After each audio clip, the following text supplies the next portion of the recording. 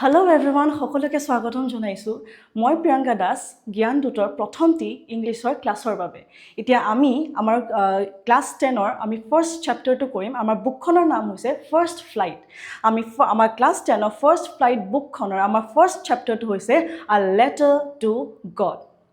আমাৰ বৰ্ডত আপোনালোকে দেখা পাইছে, আমাৰ বৰ্ডত লিখাই আছে আ লেটাৰ টু গড। এতিয়া আমি নামটো পঢ়ি কিবা অকণমান গম পাইছোঁ, হয়নে? ভগৱানলৈ এখন চিঠি লিখা। এতিয়া ভগৱানলৈ এখন চিঠি লিখা এ লেটাৰ টু গড চেপ্টাৰজনৰ অথৰ কোন? চেপ্টাৰটো অথৰ কোন হয়? আমাৰ G.L. Fuentes। আমাৰ অথৰ হয় G.L. Fuentes। ইয়াত আমাক এবাউট দ্য অথৰ আমাৰ কণ্টেণ্টখিনি আমাৰ ইয়াতে দিয়া আছে।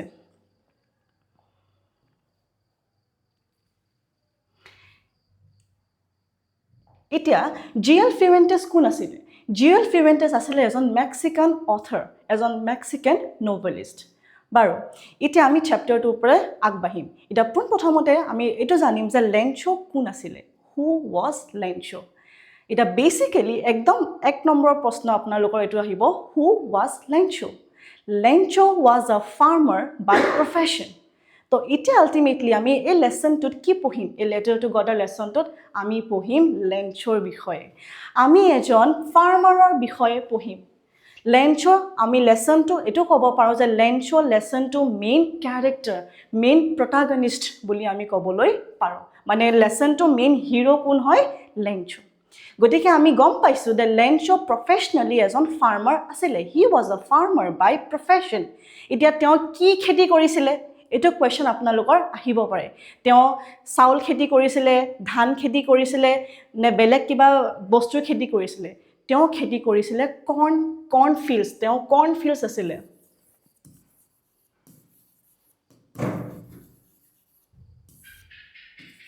এইটো কুৱেশ্যনো আমাৰ পৰীক্ষাত আহিব পাৰে। What crops did Lencho grow? Lencho grew corn. Lencho had corn fields. আৰু এইখিনিতে এটা কথা যে লেঞ্চো ঘৰৰ ওচৰে পাজৰে কোনো মানুহ নাছিলে। লেঞ্চো ঘৰটো এটা ভেলিত তাৰ ঘৰটো অকলশৰে চিটুৱেটেড হৈ আছিলে। তাৰ আমাৰ বুকখনতে এটা মিনিং আছে, ক্ৰেষ্ট। আমি এই কণ্টেণ্টটো দিলে তোমালোকে পাই যাবা। আমাৰ যেতিয়া PDF-টো আমি চেণ্ড কৰিম, তাতে এটা বুকখনতে আমাৰ মিনিংছকেইটা দিয়া আছে। তাতে আমাৰ প্ৰথম মিনিংটো আছিলে ক্ৰেষ্ট। ক্ৰেষ্ট মানে হৈছে টপ অফ আ ল' হিল। তো where was Lencho's house situated বুলি আমাক যেতিয়া কুৱেশ্যন কৰিব, আমাৰ আনচাৰটো হ'ব Lencho's house was situated at the crest of a low hill। মানে তাৰ ঘৰৰ ওচৰে পাজৰে কোনো মানুহ নাছিলে।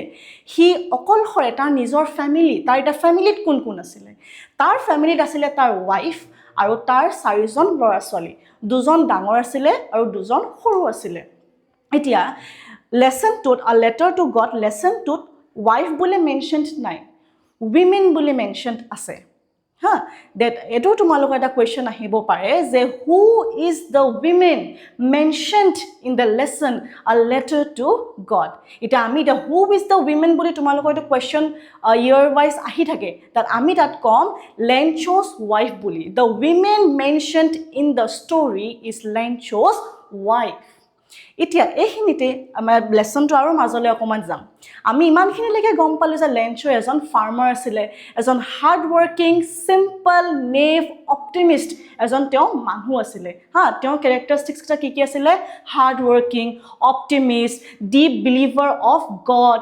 হা, নেভ, চিম্পল, অনেষ্ট, তেনেকুৱা এজন তেওঁ খেতিয়ক আছিলে। তেওঁ সেইটো কেৰেক্টাৰিষ্টিক্স হয় দেই। এতিয়া চাবা তোমালোকে, এতিয়া লেঞ্চো আমি ষ্টৰিটো এনেকৈ আৰম্ভ কৰিব যাম যে লেঞ্চো এজন ফাৰ্মাৰ আছিলে, আ ভেৰি হাৰ্ড ৱৰ্কিং ফাৰ্মাৰ। হা, তাৰ কৰ্ণ ফিল্ডছ আছিলে, লেঞ্চোৰ মাকৈ খেতি আছিলে। আৰু সি বহুত হাৰ্ড ৱৰ্কিং হয় যিহেতু অফক'ৰ্ছ তাৰ কৰ্ণ ফিল্ডছখিনি বহুত ধুনীয়াকৈ ব্লুম হৈছিলে, গ্ৰ' হৈছিলে, ফ্লাৱাৰ্ছ আহিছিলে। হা, চ' এদিনাখন কি হ'ল, তাক মানে তাৰ যেতিয়া কৰ্ণ ফিল্ডছখন এদিনাখন মৰ্ণিং উঠি পেলাই সি চাই আছিলে যে চোৱাচোন মোক কৰ্ণ ফিল্ডছখিনি ইমান ধুনীয়া লাগিছে। হয়, জাষ্ট খালি তাক কি লাগিছিলে? অকণমান বৰষুণ লাগিছিলে। হিজ কৰ্ণ ফিল্ডছ নিডেড জাষ্ট আ শ্বাৱাৰ অৰ আ ৰেইনফল। হা, এতিয়া সি ভগৱানক সেইটো প্ৰে কৰি আছিলে যে ভগৱান, মোৰ ক্ৰপছখিনি এতিয়া আৰু বেছি একো নালাগে, খালি অকণমান বৰষুণৰ প্ৰয়োজন, খালি অকণমান ৰেইন ড্ৰপছৰ প্ৰয়োজন, অকণমান শ্বাৱাৰৰ প্ৰয়োজন। এতিয়া সি সেইদিনাখন কি কৰিলে, গোটেই দিনটো ধৰি পেলাই সি কৰ্ণফিল্ডছখিনিৰ মাজত ৰখি পেলাই সি আকাশৰ ওপৰলৈ চাই আছিলে হা। He was looking towards the sky, আৰু সি দেখাও পাইছিলে যে নৰ্থ ইষ্ট ডাইৰেকশ্যনৰ পৰা ডাৱৰ অকণমান আহি আছিলে। নেক্সট কুৱেশ্যন তোমালোকৰ পৰীক্ষাত এইটো হ'ব পাৰে যে from which direction the clouds were approaching in the chapter a letter to God, মানে কোনফালৰ পৰা ডাৱৰখিনি আহি আছিলে। এইটো এটা বহুত এটা ইম্পৰ্টেণ্ট কুৱেশ্যন তোমালোকৰ আহিব পৰীক্ষাত। তো আমাৰ ডাইৰেকশ্যনটো হ'ব north east direction. So the clouds was approaching from the northeast direction in the chapter a letter to God বুলি তোমালোকে লিখিব পাৰিবা। এতিয়া যিহেতু সি বৰষুণখিনি আহাও দেখি আছিলে, তাৰ মনটো আৰু অকণমান ফূৰ্তি হৈ গ'ল যে মোৰ বৰষুণখিনি এতিয়া আহি গ'লে মোৰ কৰ্ণফিল্ডছখিনি এতিয়া আৰু একো বস্তুৰ প্ৰয়োজন নাইকে, এবাৰ মানে একদম বহুত ভাল খেতি হ'ব। আৰু এতিয়া যিহেতু আমি জানো যে এজন খেতিয়ক মানুহৰ বাবে খেতিখনেই তেওঁৰ বাবে মেইন বস্তু, হয়নে? এতিয়া চোৱা, এতিয়া তেওঁলোকে কি কৰে, খেতি কৰে, এবছৰ এটা বস্তু গ্ৰ' কৰি লয়, হয়তো আধা বস্তু বজাৰত বেচেগৈ আৰু হয়তো আধা ক্ৰপছখিনি কি কৰে ঘৰত খায়। তো লেঞ্চো তেনেকুৱা এজন ফাৰ্মাৰ আছিলে, সিও ভাবি আছিলে যে এইবাৰ খেতি বহুত ভাল হৈছে, এইবাৰ মই আধা ভাল পইচাত বেচিব পাৰিম আৰু এবাৰ মই আধাখিনি ক্ৰপছখিনি মই ঘৰত ধুনীয়াকৈ খাব পাৰিম। ইমানখিনিলৈকে তোমালোকে চাগে নিশ্চয় বুজি পাইছা। এতিয়া তাৰ নেক্সট কথাটো কি আছিলে, যে সি বৰষুণখিনি দেখিলে তাৰ মনটো বিৰাট ভাল লাগিল। এতিয়া সন্ধিয়া অকণমান সময় হৈছে হা, সন্ধিয়া অকণমান আবেলি অকণমান সময় হৈছে। যোনজনী মই উইমেন বুলি কৈছিলোঁ তোমালোকক যে who was the women mentioned in the story Lencho বা letter to God, the women was Lencho's wife. এতিয়া সেই মানুহগৰাকীয়ে সিহঁতক মাতিলে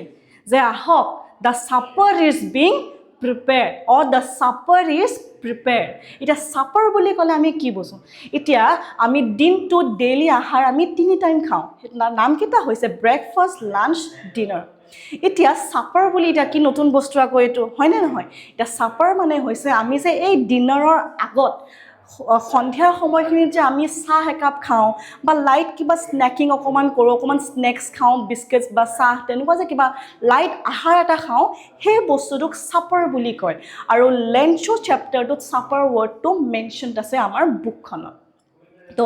এইটো আহে কুৱেশ্যন তোমালোকৰ যে what was the women doing in the lesson a letter to God. এতিয়া আমাৰ আনচাৰটো হ'ব the women was preparing চাপাৰ in the story letter to god. তো এতিয়া কি হ'ল, ৱাইফে মাতিলে যে আহক আপোনালোকে চাহখন খাই লওক। আৰু এটা কুৱেশ্যন আহে যে হোৱাট ৱেৰ হিজ বইজ ডুইং। মই প্ৰথমতে তোমালোকক কৈছিলোঁ যে লেঞ্চৰ 4জন ল'ৰা আছিলে, 2জন ডাঙৰ 2জন সৰু।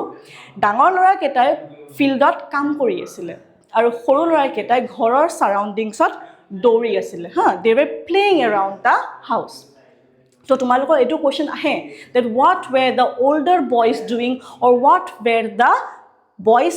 Of Lencho doing in the chapter. এইটো তোমালোকৰ এইটো কুৱেশ্যন এটা ইম্পৰ্টেণ্ট এটা কুৱেশ্যন আহিব পাৰে পৰীক্ষাত। তো এতিয়া চাপৰৰ কাৰণে মাতিলে, সিহঁত গোটেইকেইটা ঘৰত সোমাই কৰি লৈ পেলাই অকণমান খাবলৈ ল'লে। সেই খাবলৈ লওঁতে কি হ'ল জানানে, সেই খাবলৈ লওঁতে বৰষুণ দুটোপালমান পৰিছিল। এতিয়া লেঞ্চোটো বহুত হেপী হৈ গ'ল যে য়েছ, মই বৰষুণৰ বাবে আশা কৰিছিলোঁ, মই বৰষুণৰ বাবে ভগৱানক প্ৰে কৰিছিলোঁ যে থেংক ইউ গড, এতিয়া সঁচাকৈ বৰষুণ তুমি দি দিলা। তো লেঞ্চো ইমান ফূৰ্তি লাগিলে, সি সেই বৰষুণখিনি ফিল কৰিবলৈ, সেই বৰষুণখিনি মানে নিজৰ বডিত সি ফিল কৰিবলৈ সি ঘৰৰ পৰা ওলাই আহিলে। সি ঘৰৰ পৰা ওলাই আহি বৰষুণখিনি সি ফিল কৰিছিলে আৰু তেতিয়া সি এটা কথা কৈছিলে যে এয়া বৰষুণৰ টোপাল নহয়, দিজ আৰ নিউ কইনছ, নতুন কইনছ বুলি কৈছিলে হা। বৰষুণৰ টোপালখিনি লেঞ্চই নিউ কইনছ বুলি কৈছিল। তোমালোকৰ এটা কুৱেশ্যনো আছে, why did he consider the rain drops as new coins. সি কৈছিলে যে যিটো ডাঙৰ টোপাল পৰিছিলে, ডাঙৰ বৰষুণৰ টোপালকেইটাক সি 10 চেন্স বুলি কৈছিলে।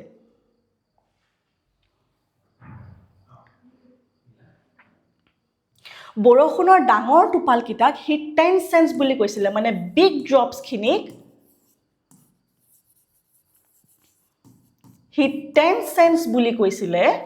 আৰু স্মলাৰ ওৱান্সটো হি 5 cents বুলি কৈছিলে হি 5 cents বুলি কৈছিলে এটা পইচাৰ লগত হি কিয় কম্পেয়াৰ কৰিলে নিউ কইন্স বুলি কিয় কৈছিলে কাৰণ বৰষুণ পৰিছে তাৰ খেতিখনক কি দৰকাৰ আছিল বৰষুণৰ দৰকাৰ আছিল বৰষুণ পৰিল মানে খেতি এতিয়া আৰু বেছি ভাল হ'ব এটা খেতি ভাল হ'ব মানে কি হ'ব তাৰ প্ৰসপেৰিটি হ'ব তাৰ গ্ৰোথ হ'ব তাৰ ফাইনান্সিয়াল এটা ষ্টেবিলিটি এটা আহিব তাৰ ইনকাম সোৰ্স অকমান বাঢ়িব হি হেতু ভাবিলে কিন্তু কয় নহয় sudden এটা চেঞ্জ হৈ গল নেচাৰে তাৰ লগত খেলি দিলে প্ৰকৃতিয়ে তাৰ লগত খেলি দিলে এটা খেলিল কেনেকৈ the raindrops changed into hailstones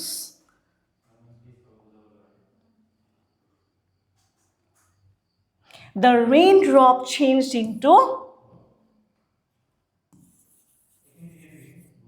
hailstones বা এটোক আমি হেল storm বুলিও কবলৈ পাৰো এই বস্তুটোৱে আছিল লেঞ্চৰ destructionৰ reason hailstones or hailstorm এতিয়া যে hailstones পৰিলে বা hailstorm হল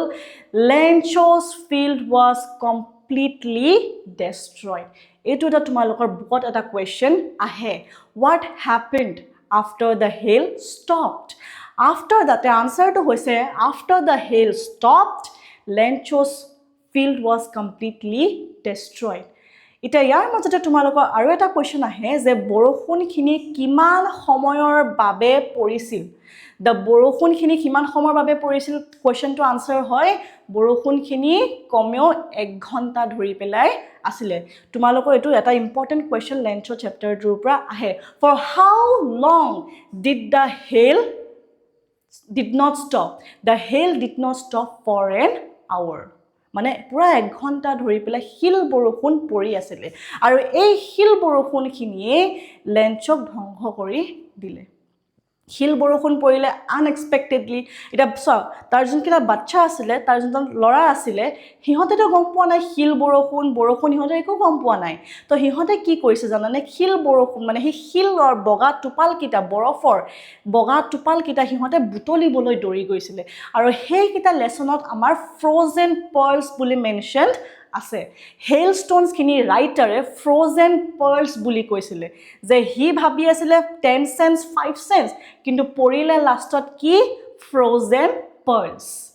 এখিনলৈকে তোমালোকে সাকে নিশ্চয় বুজি পাইছা এতিয়া তাৰ পিছৰ পাৰ্টত কি হ'ল লেঞ্চৰ ক্ৰপস গুটে টোটালি ডিস্ট্ৰয়ড হৈ গল হয় লেঞ্চো ধুনিয়াকে এটা উলাই আহিল তাৰ মানে মনটো একদম বেয়া হি এটা কি কৰিব কোলে যাব নিজৰ ফ্যামিলিটো হি কেনেকৈ চলাব হি নিজে কেনেকৈ জিয়াই থাকিব হি পুৰা মানে একদম চিন্তাত পৰি গল যে মই কি কৰিম এতিয়া ভগৱান হি আনকি ফিলখনৰ মাজত ৰখি পেলাই হি নিজৰ ফ্যামিলিটো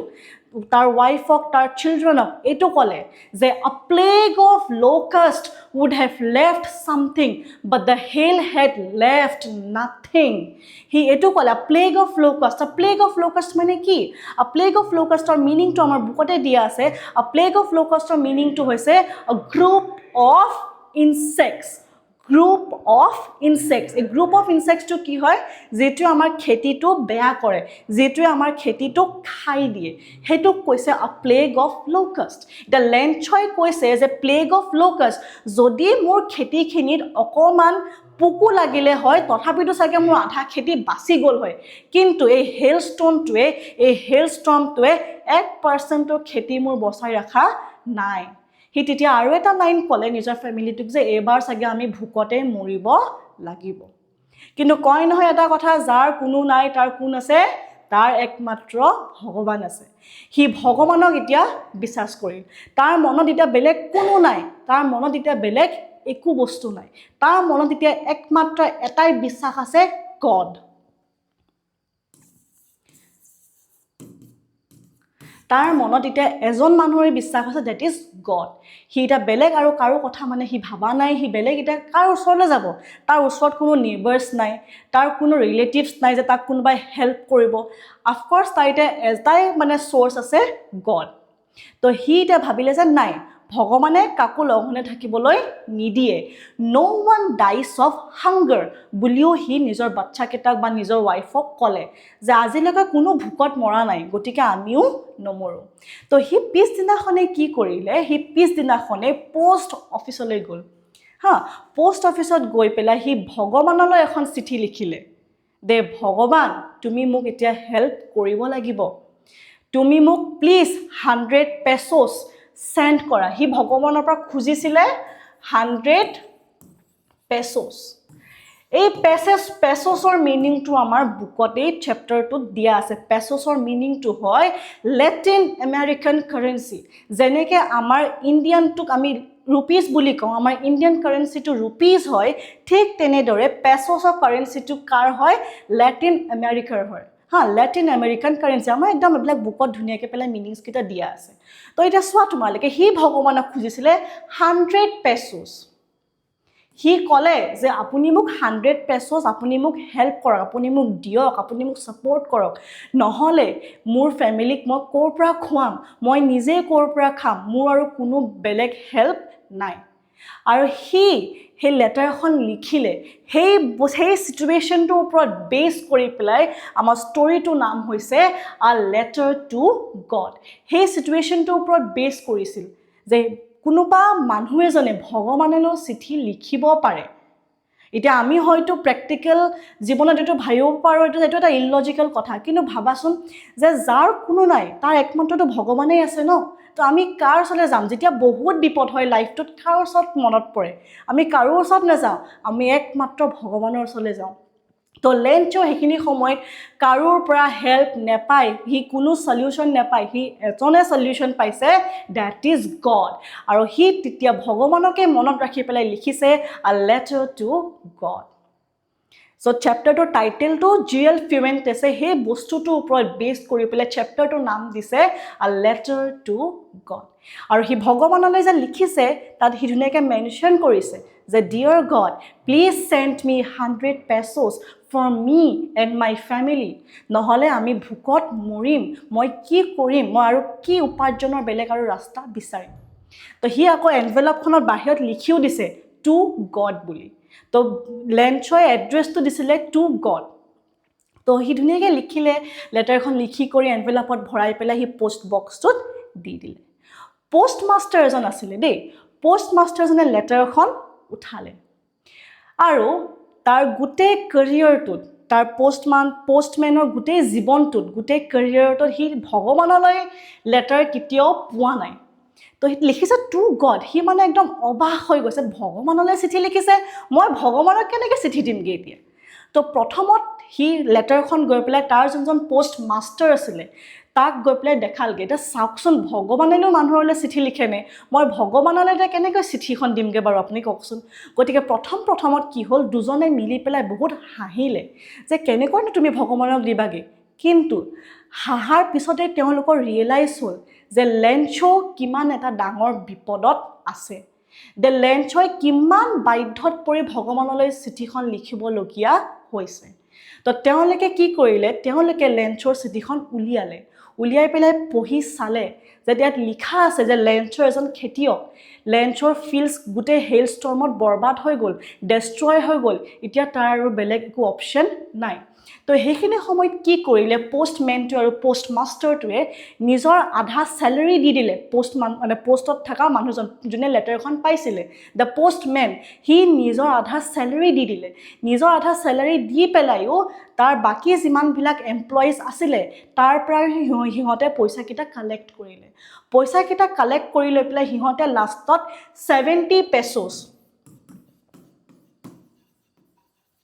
70 pesos কালেক্ট কৰিবলৈহে সাকসেসফুল হ'ল কিন্তু লেঞ্চই বিচাৰিছিলে 100 pesos পোষ্টমেনটোৱে কালেক্ট কৰিলে 70 pesos এতিয়া হ'ল ধুনীয়াকৈ পোষ্টমেনটোৱে কালেক্ট কৰিলে ধুনীয়াকৈ ভৰাই কৰি পেলাই এনভেলপত থৈ দিছে দ্য ফলোইং সানডে মানে হৈছে একদম মানে পিছদিনাখনে বা অতি সোনকালে অহা দিনটোৱে সানডে আছিলে লেঞ্চো একদম ৰাতিপুৱাতে গৈছে এইখিনিতে আৰু এটা তোমালোকৰ ৱৰ্ড এটা আছে চেপ্টাৰটোতে আছে ডে ব্ৰেক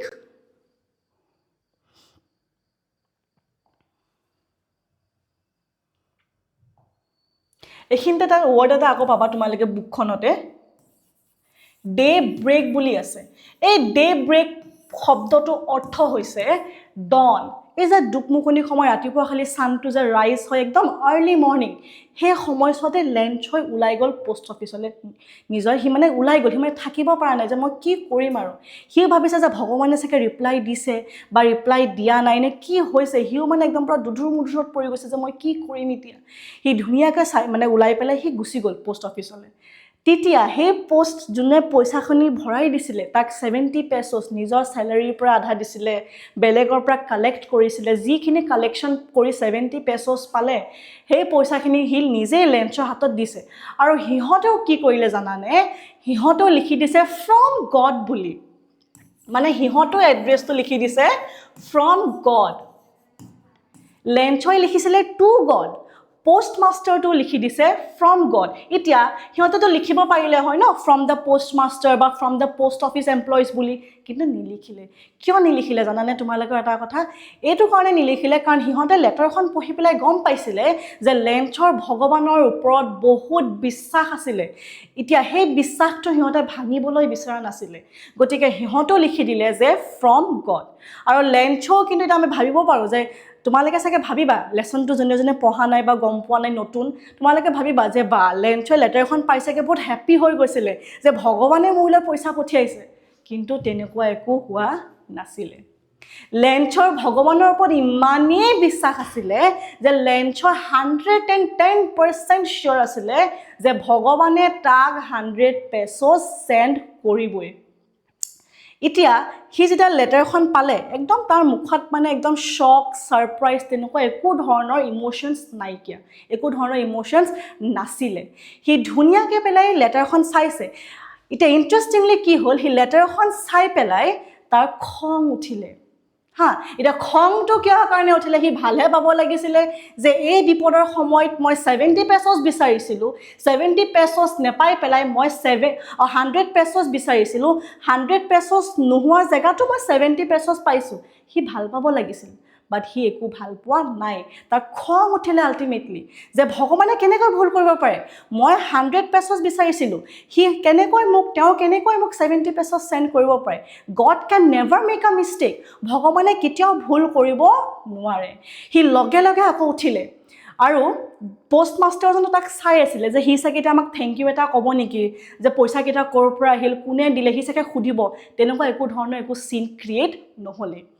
উল্টা তাৰ খং উঠিলে যে 70 পেছছ কেনেকৈ আহিব পালেনো 70 পেছছটো মই খোজাই নাছিলোঁ I have asked for 100 pesos and God can never make any mistake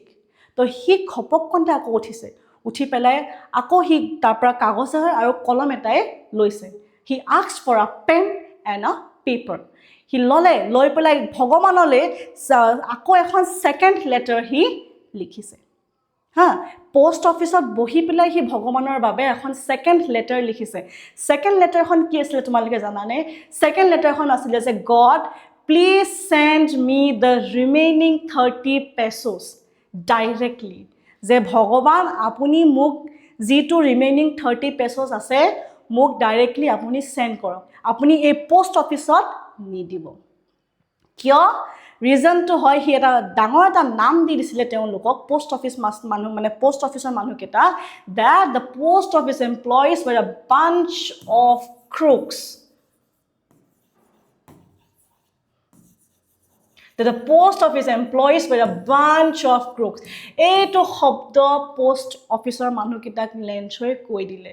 bunch of crooks বুলি ক'লে এটা bunch of crooks মানে কি হয় তোমালোকৰ এইটো মিনিংটো বুজি লোৱা bunch of crooks মানে হৈছে group of thieves চোৰ বুলি ক'লে যে ভগৱানে মোক 100 পেছছে পঠিয়াইছিল মই ভগৱানক 100 পেছছে খুজিছিলো মোক ভগৱানে 100 পেছছে পঠাইছিল because God can never make mistake according to Lencho এই বাকি যেটো 30 পেছছ আছিল পোষ্ট অফিসৰ মানুহকেইটাই খাই দিলে তো হি নেক্সট লেটাৰখন এটো লিখিছিলে যে God please send me the remaining 30 pesos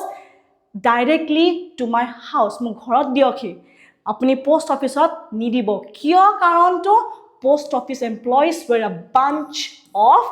crooks বুলি কৈছিলে এতিয়া চোৱা আল্টিমেটাম এই লেসনটোৰ পৰা আমি কি বুজিলো এটাই বুজিলো যে লেঞ্চৰ এটা বিপদৰ সময়ত সেই মানুহখিনিয়ে তাক হেল্প কৰিছিল কিন্তু সেই হেল্প কৰাৰ শৰ্তটো লেঞ্চৰ আল্টিমেটলি কি ক'লে সেই মানুহখিনি ক'লে যে this people are bunch of crooks বুলি ক'লে চোৰ বুলি ক'লে সিহঁতক দেই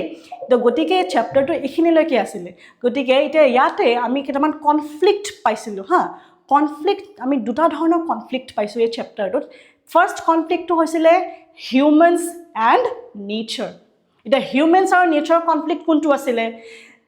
লেঞ্চৰ আছিলে হিউমেন নেচাৰ আছিলে তোমাৰ কোনখিনি বৰষুণখিনি হেল ষ্টৰ্মখিনি গতিকে হিউমেনছ আৰু নেচাৰৰ মাজত কনফ্লিক্টটো কেতিয়া হ'ল যেতিয়া লেঞ্চই বিচাৰিছিলে বৰষুণৰ টোপাল আ শাৱাৰ আ ডাউনপ'ৰ অৰ আ ৰেইনফল কিন্তু পৰিলে কি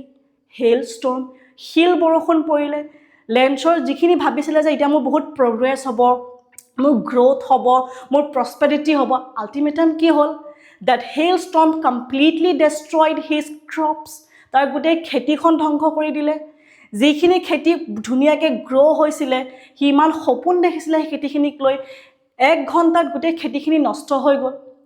next conflict was between humans and humans মানুহৰ আৰু মানুহৰ মাজত এটা কনফ্লিক্ট আছে সেই লাষ্টৰ পাৰ্টটো কাৰণ মাহিৰ কনফ্লিক্টটো কেতিয়া আহিলে যোনখিনি মানুহে লেঞ্চক সহায় কৰিলে বিপদৰ সময়ত সেইখিনি মানুহকে লেঞ্চই এট লাষ্ট কি বুলি ক'লে a bunch of crooks বুলি ক'লে তো এই চেপ্টাৰটো ইমানখিনিতে আছিলে আশা কৰোঁ তোমালোকে বুজি পাবা এতিয়া এই চেপ্টাৰটোৰ পৰা তোমালোকৰ কিছুমান ইম্পৰ্টেণ্ট কুৱেশ্যনছ আহে একদম প্ৰথম কুৱেশ্যন তোমালোকৰ আহিব পাৰে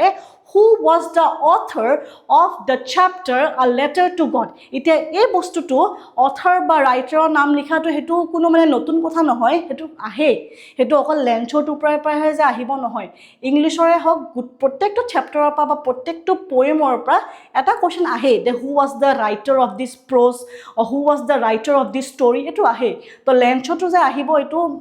ধৰিলে ভাবি লোৱা যে আহি যাব পাৰে গতিকে অথৰটো কোন আছিলে জি.এল. ফিউয়েণ্টেছ আছিলে নেক্সট কুৱেশ্যন এটা আহিব পাৰে হু ৱাজ লেঞ্চো এটো এটা এক মাৰ্কৰ তোমালোকৰ এটা কুৱেশ্যন আহে নেক্সট কুৱেশ্যনটো তোমালোকৰ আনসাৰ হ'ব পাৰে হু ৱাজ লেঞ্চো তাৰ আনসাৰ হ'ব পাৰে Lencho was a farmer Lencho was a farmer next question এটা আহিব পাৰে what was Lencho's profession Lencho was a farmer by profession profession শব্দটো আহিলে তোমালোকে ভয় নাখাবা তাৰ আনসাৰটো এটো হ'ব Lencho was a farmer by profession তাৰ পিছত এটা কোৱেশ্চন আহিব পাৰে what happened to লেঞ্চোছ field লেঞ্চোছ field was completely destroyed after the hailstorm তাৰ পিছত এটা কোৱেশ্চন আহিব পাৰে how was the air এই কোৱেশ্চনটো তোমালোকৰ অকমান ট্ৰিকি কোৱেশ্চন এটা হয় এই চেপ্টাৰটোৰ পৰা আমি যদি ডিটেইলছত এই চেপ্টাৰটো নপঢ়ো আমি ইমান গম নাপাম এটা কোৱেশ্চন এটো আহে তোমালোকৰ প্ৰত্যেকবাৰে আহে হাউ ৱাজ দা এয়াৰ এই চেপ্টাৰটোত তোমালোকৰ মেনশন আছে বতাহটো দা এয়াৰ ৱাজ ফ্ৰেছ যে একদম সিম্পল এটা answer the air was fresh the air was fresh next question তোমালোকৰ এটা আহিব পাৰে who এটো মই অলৰেডি তোমালোকক বুজাই থকা সময়তে কৈছো কোৱেশ্চনটো তোমালোকে আকৌ এবাৰ নোট ডাউন কৰি লবা who was the women mentioned in the story মানুহজনী কোন আছিলে of course তোমালোকৰ চাগে ইমানখিনি সময় মনত হৈ গৈছে মানুহজনী কোন আছিলে the লেঞ্চোছ wife the women mentioned in the story was লেঞ্চোছ wife আৰু এটা কোৱেশ্চন আহিব পাৰে with what did Lencho consider the raindrops Lencho considered the raindrops with new coins আৰু এটা কোৱেশ্চন তোমালোক আহিব পাৰে লেঞ্চৰ ফিল্ডখন কেনেকুৱা ধৰণৰ দেখা গৈছিলে লেঞ্চৰ ফিল্ডখন এনেকুৱা ধৰণৰ দেখা গৈছিলে হেল ষ্টৰ্মটো পিছত যে গোটেই নিমখৰে বগা হৈ আছে হা Lencho's field looked as if it was covered with salt গোটেই যে নিমখ পৰি থাকিলে এখিনি জায়গা যেনেকে বগা হৈ থাকে ঠিক তেনেদৰে লেঞ্চ হেল ষ্টৰ্মটো পিছত লেঞ্চৰ গোটেই ফিল্ডখন বগা হৈ আছিল হি কম্পেয়াৰ কৰিছিল যে নিমখৰ নিচিনা হৈ আছিল বুলি তাৰ পিছত কনফ্লিক্ট কিটা বিষয় তোমালোকৰ আহিব পাৰে প্ৰথম কনফ্লিক্টটো আছিল হিউমেনছ ভাৰ্সেস নেচাৰ আৰু সেকেন্ড কনফ্লিক্টটো আছিল আমাৰ হিউমেনছ ভাৰ্চেছ হিউমেনছ গতিকে এই চেপ্টাৰটোত তোমালোকৰ ইম্পৰ্টেণ্ট কুৱেশ্যনছ এইখিনি আছে আৰু বাকী আমাৰ আনচাৰ্ছখিনি দি দিয়া হ'ব তোমালোকক পাই যাবা আৰু এইখিনি এক্সপ্লেনেশ্যনটো ইমানখিনি আছে আশা কৰোঁ তোমালোকে বুজি পালা চ' থেংক ইউ